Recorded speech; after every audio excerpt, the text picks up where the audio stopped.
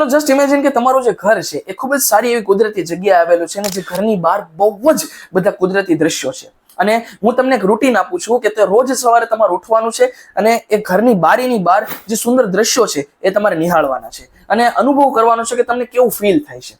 તો તમે જરૂર કહેવાના કે મને ખૂબ જ હેપી અને ખૂબ જ આનંદદાયક ફીલ થાય છે. બટ હું એક જરીક એવો ટ્વિસ્ટ મૂકું અને તમને એમ કહું કે એ જે બારી છે એ બારી એ ખૂબ જ ગંદી અને ખૂબ જ એ ધૂળ ઢેફાથી જામી ગયેલી લેયર જામી ગયેલી બારી છે, છતાં તમારે એ બારીની બહારના જે સુંદર દ્રશ્યો છે જોવાના છે અને સુંદર એ અનુભવ કરવાનો છે. તો શું એ શક્ય બનશે?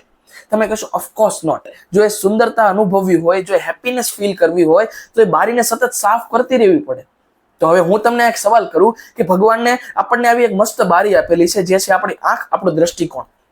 શું આપણે એને આ દુનિયાની પોઝિટિવિટી જોવા માટે, આ દુનિયાની આ સુંદરતા છે જોવા માટે શું આપણે બારીને સતત સાફ કરીએ છીએ ખરા? કારણ કે આ બારી સાફ હશે કે ખરાબ હશે, દ્રશ્યો તો દેખાવાના જ છે, પરંતુ એ દ્રશ્યોને કેવા જોવા, કેવી રીતે જોવા અને જોયા પછી શું ફીલ કરવું એ આપણા હાથમાં છે. તો તમારી આ વિશે શું માન્યતા છે જાઓ નીચે કોમેન્ટમાં જણાવજો અને યસ આ વિડીયોને જેટલો બને એટલો લાઈક કરજો, શેર કરજો અને yes one time think about this.